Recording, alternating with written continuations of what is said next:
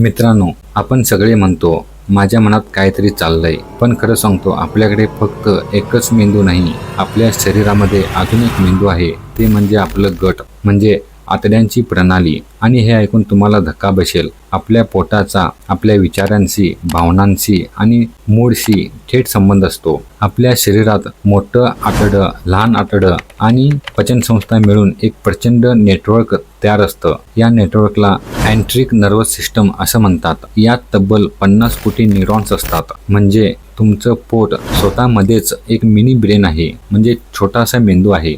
तुम्हाला कधी लक्षात आले का, आपण टेन्शनमध्ये असलो की पोटामध्ये गडबड होते, किंवा एखादी आनंदाची बातमी ऐकली की आपल्याला आतून हलकं वाटतं. हे सगळं आपल्या गट आणि ब्रेनच्या कनेक्शनमुळे होतं. या कनेक्शनला गट ब्रेन ॲक्सेस असं म्हणतात.